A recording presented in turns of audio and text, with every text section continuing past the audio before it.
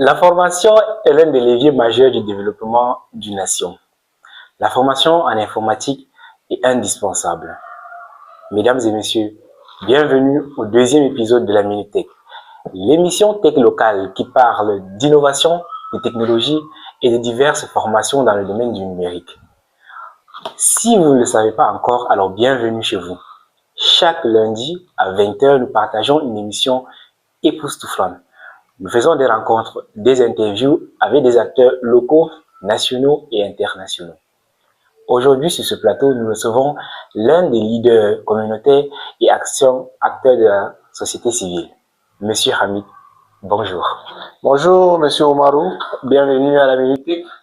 Merci et merci également pour l'honneur de m'inviter, n'est-ce pas, sur votre plateau, la Minute Tech. Tu peux te présenter rapidement à notre audience, s'il te plaît? Voilà, je suis Hamid Yaya. Je suis étudiant en fin de formation à l'Université de Maroua, filière informatique fondamentale. Je suis acteur de la société civile et membre des organisations de la société civile à l'instar de OG4 Cameroun. OG4 Cameroun qui est une organisation des jeunes pour la citoyenneté active et le développement. Enfin, je suis également, n'est-ce pas, je suis également formateur dans le domaine digital dans cette même organisation. Tu peux nous parler de OG4 Cameroun rapidement, s'il te plaît?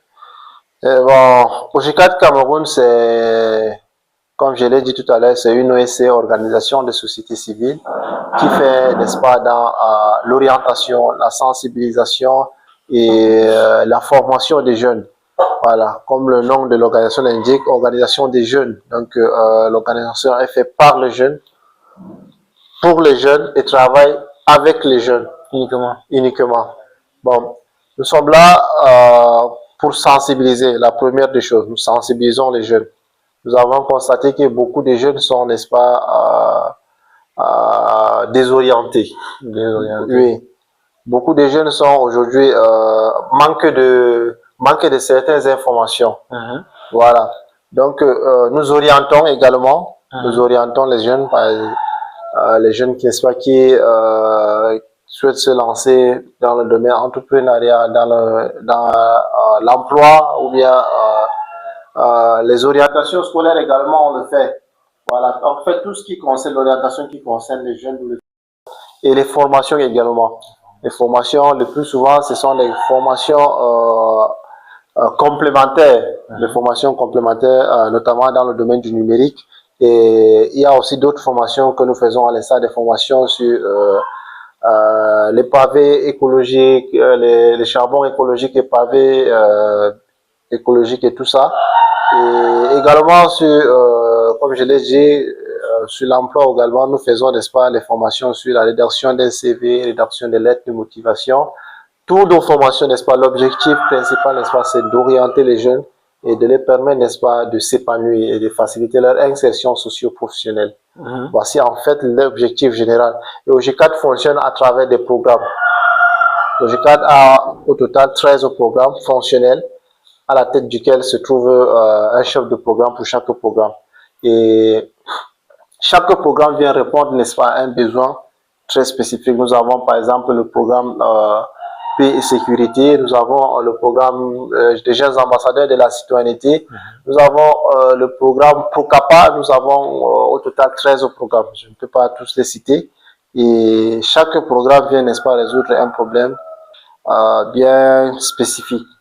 J'ai l'impression que OG4 fait dans tout. Bon, pas dans tout, comme je l'ai dit, tout ce que nous faisons, c'est centré sur la sensibilisation, l'orientation et la formation des jeunes. La formation des jeunes. Et vous pouvez voir que c'est un peu dispersé, mais voici les trois objectifs, voici les trois principaux objectifs, la formation, la sensibilisation et l'orientation des jeunes. En tant que jeune acteur de la société civile, tu as déjà participé, tu as déjà, bien sûr, fait beaucoup de formations dans le domaine du numérique. Quelles sont les formations à lesquelles tu as déjà formé? Bon, le plus souvent, nous, les formations dans le domaine du numérique que nous dispensons, ce sont des formations complémentaires. Quand on dit complémentaire, ça veut dire que ça vient compléter quelque chose. Nous faisons, nous fréquentons, nous faisons des formations à l'université et tout ça. Mais il y a ce manque-là de formation dans le domaine du numérique que nous ressentons, n'est-ce pas, dans nos institutions universitaire. Les jeunes sortent de l'école, c'est vrai, ils sont formés, mais ils n'ont pas de compétences en ce qui concerne le numérique. Et il est très important pour un jeune qui cherche l'emploi, que c'est n'importe quel domaine, il doit, n'est-ce pas, être capable de maîtriser au moins le minimum des outils du numérique. Donc, nous avons jugé à notre niveau, le minimum, c'est le package Office, donc Microsoft Word, Microsoft Excel, Microsoft PowerPoint et Microsoft Publisher. Voilà. Et nous faisons également des formations sur le domaine de l'intelligence artificielle, parce que quelqu'un disait l'ignorance, ce n'est pas celui-là qui n'est pas allé à l'école, non plus celui-là qui ne connaît pas les outils du numérique, mais celui-là qui ne maîtrise pas les outils de l'intelligence artificielle. Exactement. Donc, nous jugeons aussi important de, n'est-ce pas, initier à ce jeune-là l'utilisation responsable des outils de l'intelligence artificielle. Et dessus aussi, nous ajoutons aussi les formations, des compétences, n'est-ce pas, sur l'infographie et le média également. Je pense que là aussi, ça fait partie du numérique. Nous formons les jeunes, n'est-ce pas, comment devenir un community manager, comment devenir un graphiste. Donc, nous constatons aujourd'hui, ce sont des domaines qui facilitent, n'est-ce pas, l'entrepreneuriat des jeunes. Beaucoup de jeunes qui se sont formés chez nous aujourd'hui ont commencé, n'est-ce pas, à utiliser ces compétences-là pour avoir des petits pains quotidiens. Et c'est ça, en fait, qui fait la fierté. Tu formes uniquement à OG4 Cameroun? Oui, pour le moment, je forme uniquement à OG4 Cameroun, parce que je suis membre de l'organisation. Et dans notre organisation, c'est, comme je l'ai dit, elle est faite par des jeunes et travaille pour les jeunes. Avec des jeunes? Avec des jeunes. Uniquement. Voilà. Donc, on est jeunes à 65 ans au Cameroun. Il n'y a pas de souci. Oui, on travaille avec les jeunes, on fait avec les jeunes et on travaille pour les jeunes. Donc, nous essayons parmi nous de voir, n'est-ce pas, chacun avec ses compétences, qui peut faire quoi, qui peut apprendre à faire quoi. Et aujourd'hui, si on forme un jeune, il voit qu'il est compétent, lui aussi peut venir former d'autres jeunes. Donc, c'est ça en fait l'objectif. Et depuis que tu formes les jeunes, quel est le devenir de ces jeunes-là? Qu'est-ce qu'ils font après les formations? Bon, quand vous dites depuis que tu formes là, ce n'est pas moi qui forme. C'est l'organisation qui forme. Depuis que vous formez. Voilà. C'est l'organisation qui forme. Et depuis que nous formons les jeunes, vous savez, la prise en main, ou bien le suivi après la formation des jeunes, c'est tellement compliqué. C'est tellement compliqué ici, dans la mesure où beaucoup de jeunes, n'est-ce pas, viennent suivre des formations sans avoir, n'est-ce pas, un objectif bien précis. C'est très compliqué. Aujourd'hui, quand vous allez dire que non, vous avez lancé une formation, quelqu'un va dire que non, je veux participer à cette formation parce que mon frère est membre de telle structure. Ma soeur est là-bas, il faut que moi aussi je puisse me former là-bas. Pourtant, c'est pas ça. C'est parce que moi, je vois que c'est un peu temps d'aller suivre une formation qui ne va pas t'aider. Et une formation qui ne cadre même pas avec ce que tu fais. Est-ce qu'on se comprend? Je comprends. Voilà, donc c'est cet aspect-là, n'est-ce pas, qui rend, n'est-ce pas, compliqué le suivi après formation. Quand quelqu'un vient sans objectif, même après la formation, ça devient compliqué, n'est-ce pas, de suivre, n'est-ce pas, n'est-ce pas, l'évolution de la personne après. Mais quand cela ne tienne, nous faisons avec les réalités de notre localité et nous pensons que dans nos différentes formations, nous pouvons dire à 50% que nous atteignons quand même nos objectifs. Parce que aujourd'hui, si vous formez 100 personnes et que vous voyez que dans les 100 personnes, au moins 10 personnes se sont servies de ce que vous les avez transmis, je pense que c'est une grande fierté parce que les 10 personnes là aussi peuvent aller former à leur tour 100 personnes. Ça fait au total 1000 personnes. Et dans les 1000 personnes là, si on prend 10 qui ont compris, ça fait également 100. Donc, nous, ce que nous devons comprendre par là, nous ne devons pas voir le nombre de personnes qui n'ont pas participé à la formation avec objectif, parce que c'est ce que notre localité nous a imposé. Quelles sont les difficultés que tu rencontres? Bon, les difficultés, nous en avons plusieurs. Les difficultés en ce qui concerne les formations en numérique, nous en avons plusieurs. Et plus particulièrement chez nous, vous savez que nos formations sont 100% pratiques. Et quand on dit formation est 100% pratique, vous avez besoin, n'est-ce pas, vous avez besoin, n'est-ce pas, des équipements, vous avez besoin de l'électricité et tout ça. Donc, et avec les délestages et tout ça dans la localité, c'est très compliqué. Ça fait partie, n'est-ce pas, des défis. Des défis. Et également, nous avons certains jeunes, ils viennent, ils s'inscrivent à des formations. Et le jour de la formation, même tu peux trouver, vous retrouvez, si vous avez par exemple 14 inscrits, vous vous retrouvez avec 6 à 7 personnes. Nice. Et cela souvent, ça ne motive pas. Ça ne motive pas. Parce que quand nous organisons une formation, nous-mêmes, nous avons nos objectifs. Voilà ce que nous voulons atteindre. Voilà pourquoi nous voulons former ces jeunes. Et voilà comment nous devons nous y prendre. Et si vous organisez et qu'il y a 14 personnes qui se sont inscrites et 7 personnes viennent à la formation, ça veut dire que les 16 autres, il n'y a pas la volonté de suivre la formation et tout ça. Donc, ça fait partie en quelque sorte de quelques défis que nous rencontrons sur le terrain en ce qui concerne les formations dans le numérique. Et avec les réalités de, je ne vais pas citer le nom, des délestages, vous faites comment pour vous en sortir? Avec le délestage, c'est très compliqué. C'est très compliqué. Souvent, vous pouvez organiser une formation sur une semaine pour voir, n'est-ce pas, repousser la formation en 1 semaine et demie ou bien 2 semaines, voire même vous travaillez les week-ends. Donc, ce qui fait que c'est un peu complexe. C'est difficile. C'est un peu complexe. Et tout ça. Donc, c'est pour ça que j'ai parlé, n'est-ce pas, de l'électricité. Vous organisez une formation et que vous venez, il n'y a pas la lumière. Souvent même, je vois, les programmes de délestage là ne sont pas respectés. C'est ça. Voilà. Donc, c'est en quelque sorte nos défis, mais nous faisons avec. Nous faisons avec et nous avançons. On est obligé de s'en sortir comme ça malgré les difficultés. Ouais. Parmi les formations que tu as déjà eu à effectuer ici dans la ville de Marois, les jeunes sont intéressés par lesquelles exactement? Est-ce que les gens aiment l'intelligence artificielle, la bureautique, le média, le community management, bref, dans le domaine du numérique, bien sûr? Marois, c'est une ville vraiment que moi j'applaudis. C'est une ville que j'applaudis. Pourquoi j'applaudis? Parce que à Marois, quand on dit qu'il y a une formation, tu n'as même pas besoin de dire que la formation là c'est sur quoi. Quand on dit que c'est gratuit là, c'est tout le monde qui va venir. Ah, vous proposez des formations gratuites également? Oui, nous faisons des formations gratuites. Nous faisons des formations gratuites. Il y a des formations également payantes, puisque nous devons, n'est-ce pas, prendre en charge les matériels et tout ça. Oui. Donc, il y a certaines formations des formations spéciales qui sont, n'est-ce pas, payantes. Et les formations gratuites ouvertes à tout le public et à tous ceux qui veulent participer. Et à Marois, quand on dit une formation est gratuite, c'est tout Marois qui vient se former.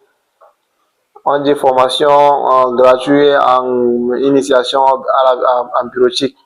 Vous allez voir 100 personnes, 200 personnes cognées à la porte. Formation gratuite, intelligence artificielle, c'est tout Marois qui va venir. Formation gratuite, fabrication des papiers écologiques, c'est tout Marois qui va venir. Ce sont les mêmes gens qui reviennent. Oui, souvent, tu vas constater que ce sont les mêmes gens. Tu te demandes que les gens là, c'est comment ils font dans tout ou bien. Donc, c'est ça. C'est pour ça que tout à l'heure, je disais que le plus important, c'est de participer à des formations avec des objectifs bien précis. Bien définis. Quand on organise une formation, je te dis que non, moi, en fin d'année, peut-être, je vais écrire mon mémoire. J'aurais besoin, par exemple, de connaître, n'est-ce pas, l'utilisation des outils, l'utilisation par exemple, du logiciel Microsoft Word, puisque c'est avec ça qu'on rédige le rapport et tout ça. Là, tu sais que tu pars dans une formation avec un objectif bien précis, avec tes idées bien calées dans la tête. Par rapport à une personne qui, non, lui, là, il est seulement à la maison. Dès qu'il voit formation, là, papa, on a organisé telle formation là-bas, il faut que j'aille là-bas. Tu pars. On a organisé une formation sur le pavé écologique gratuit. Tu pars. On organise une formation sur rédaction de CV. Tu pars. On organise une formation qui ne te concerne même pas sur la gestion de projet. Tu pars. Donc, c'est ça en fait. Les gens participent aux formations seulement pour dire que non, j'ai participé. Souvent, certains, c'est pour les attestations. Non. Ça ne sert à rien d'avoir une attestation sans avoir les compétences. Parce qu'aujourd'hui, même les recruteurs, ils ne te demandent pas qu'est-ce que tu as, qu'est-ce que tu sais faire, qu'est-ce que tu as déjà fait, montre-nous, on voit, avant de te prendre. Donc, ce n'est pas facile comme les gens pensent là. Donc, il faut avoir des objectifs bien précis pour participer à des formations. Est-ce que vous leur permettez, vous assurez qu'à la fin des formations, ces jeunes-là ont le savoir-faire, qu'ils savent réellement faire ce pourquoi ils sont là pour la formation? Bon, pour nos formations gratuites, vous savez que nous avons plusieurs types de formations, je l'ai dit tantôt. Nous avons, et je note aussi que nos formations sont toujours 100% pratiques. Et quand quelque chose est pratique, il y a toujours quelque chose qui reste dans la tête. Voilà. Et même si, je dis souvent, même si tu prends une personne, tu rentres avec lui à la maison, tout ce que tu vois, tout ce que tu fais, la personne voit. Si la personne ne s'implique pas, la personne ne va pas apprendre. Jamais. Donc, il y a aussi la volonté de l'apprenant qui doit, n'est-ce pas, entrer, qui doit être un paramètre très important, n'est-ce pas, pour n'est-ce pas, l'acquisition des compétences réelles. Voilà. Donc, nos compétences, nos formations, ce que nos formations ont de spécial, c'est qu'elles sont 100% pratiques. Et à la fin de chaque formation, nous avons une évaluation. Nous évaluons, n'est-ce pas, à travers des textes, comme par exemple le logiciel Microsoft PowerPoint. Quand nous finissons les formations sur le logiciel Microsoft PowerPoint, nous demandons, n'est-ce pas, à ces jeunes-là de choisir un thème, de faire, n'est-ce pas, de ça un sujet, de le développer, de faire une présentation et de venir présenter devant nous. Maintenant, en fonction de ce que le jeune va faire, nous allons essayer de critiquer, nous allons essayer de lui donner quelques points d'amélioration et tout ça. Là, nous savons que non, voilà ce que la personne a fait. Quand il venait, il ne pouvait même pas ouvrir le logiciel, il ne connaissait même pas quelle était la couleur du logiciel, comment, n'est-ce pas, le logo du logiciel est. Maintenant, aujourd'hui, il sait jusqu'à, il entre, il commence à utiliser, n'est-ce pas, les animations, les transitions et tout ça. Ça veut dire que non, au moins il a quelque chose. Maintenant, c'est à lui, quand il va rentrer chez lui à la maison, avec ce qu'on appelle souvent en foufouné le karambani. Oui, avec, n'est-ce pas, les petites karambani, de temps en temps, il pourra s'approfondir parce que la formation, quand vous participez dans une formation, c'est souvent 30%, on dit. 30%, les 70% là, ce sont tes recherches. Donc, nous vous donnons les bases. Nous vous donnons les bases. Maintenant, c'est avec, pas que vous partez chercher le reste, c'est avec, n'est-ce pas, la pratique, l'application.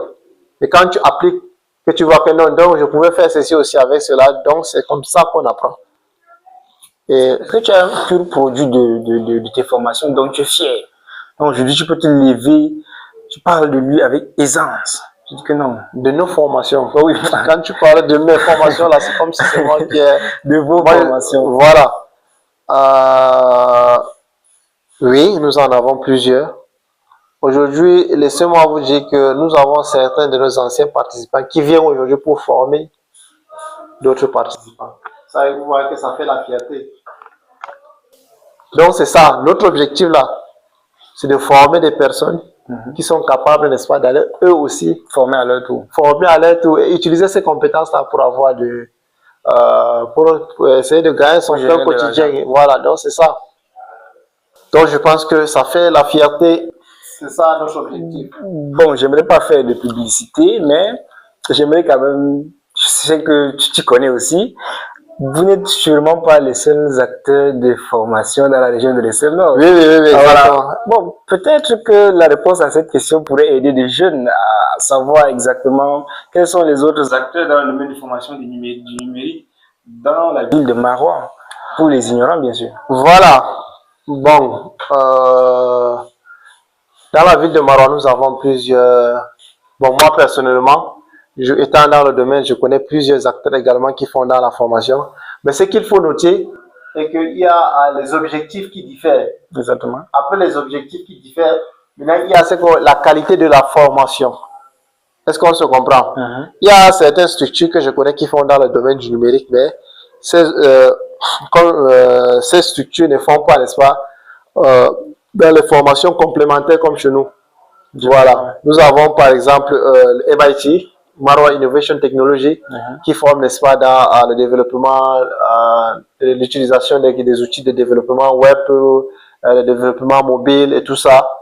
Donc, eux, ils font, n'est-ce pas, dans les compétences, pas complémentaires, je disais, des techniques spécialisées. Spécialisation, est-ce qu'on se comprend? Voilà. Et il y a également Fondation Manlab Foundation. Qui fait également dans les formations. Nous avons même Saretech, avec qui nous avons eu beaucoup à travailler. Nous avons travaillé beaucoup avec Saretech en partenariat. Nous avons mené des formations ensemble. Donc, ils sont remplis dans la ville et chacun avec ses objectifs. Et souvent, si nécessaire, nous essayons de travailler ensemble quand le besoin est ressenti. Mais je reste j'insiste sur le fait que chaque structure, n'est-ce pas, a son objectif et a le type de formation qu'il mène. Donc, nous, en G4 Cameroun, nous offrons seulement les formations complémentaires. Nous ne offrons pas les formations de spécialisation. Donc, nous venons résoudre nos problèmes où, dans nos formations, dans nos institutions universitaires, il n'y a pas, n'est-ce pas, des formations, n'est-ce pas, qui nous permettent, si vous ne choisissez pas le domaine du numérique, il n'y a pas de formation qui vous permet, n'est-ce pas, d'apprendre du numérique. Voilà. À quel point est-il important de se former dans le numérique? La question est osée. Ouais. Le numérique aujourd'hui, c'est la base de tout, en fait. C'est la base de tout. Aujourd'hui, une personne qui a, par exemple, des compétences une personne, par exemple, qui a fait sciences sociales à l'université, il a, par exemple, un master 2, ils sont deux. Je suppose on prend deux personnes. L'une a fait sciences sociales, les deux ont fait sciences sociales. Et l'un a suivi des formations, a des compétences, n'est-ce pas, dans le domaine du numérique, et qu'il faut recruter. Il faut recruter une personne parmi les deux. Tu penses qu'on va prendre la personne qui n'a pas, même s'il est plus compétent? Non. Parce qu'aujourd'hui, dans n'importe quel travail, on aura besoin des rapports. Et la plupart des rapports, c'est numérique. Si tu ne connais pas manipuler les outils du numérique, tu vas faire comment? Si aujourd'hui, il faut par exemple consulter des sites, travailler avec les mails. Moi, je suis indigné de voir qu'il y a certains étudiants de Master 2 qui n'ont même pas d'adresse mail fixe. Quelqu'un te dit que j'ai une adresse mail, mais j'ai oublié le mot de passe. Change à chaque fois. Donc, ça montre à quel point il ne connaît pas c'est quoi même l'adresse mail. Quelle est l'utilité de cette adresse mail? Il ne connaît pas l'importance. Voilà. Donc, c'est ce genre d'esprit-là, dans le cadre, n'est-ce pas, dans nos objectifs de sensibiliser, orienter et former, que nous, n'est-ce pas, nous menons ces activités de formation. Super intéressant. Hamidou, si nous restons là, nous allons rester pendant des années, sans toutefois finir notre podcast super intéressant. Je suis sûr que nous aurons encore d'autres jours, d'autres fois de se retrouver ici, sur ce plateau de la Minute Tech, pour discuter, pourquoi pas en profondeur, des formations dans le domaine du numérique et aller même voir en pratique comment se passent les diverses formations. Donc, c'était vraiment un honneur de te recevoir aujourd'hui. Merci beaucoup pour de nous avoir accordé ton temps, d'avoir trouvé un peu de temps dans ton emploi de temps surchargé, de nous avoir accordé quelques minutes pour participer à ce deuxième épisode de la Minute Tech. Nous te remercions énormément. Merci également. Merci à l'équipe de la Minute du Tech. Merci à l'équipe Saretech et je salue une fois de plus cette initiative qui, n'est-ce pas, à permettre à notre audience, n'est-ce pas, d'être au courant, n'est-ce pas, de ce qui se passe dans le domaine du numérique dans notre localité. Et c'est appréciable, c'est vraiment encouragé. Et j'espère que ça va continuer dans le même lancé et que Dieu nous aide, n'est-ce pas, à réaliser ce que nous sommes en train de faire. Merci, monsieur Hamidou, d'avoir participé. Aujourd'hui, nous avons appris l'importance des formations dans le domaine du numérique. Nous avons découvert ensemble avec notre invité les acteurs locaux des formations dans le domaine du numérique, des formations qui sont proposées et la tendance dans la ville de Maroua. Un autre jour, une autre fois, nous en discuterons du niveau national et international. Mesdames et messieurs, la Minute Tech, c'est votre rendez-vous hebdomadaire de la technologie et d'innovation. Nous vous donnons rendez-vous lundi prochain, même lieu, même heure, pour un autre épisode beaucoup plus époustouflant. D'ici là, apportez-vous bien.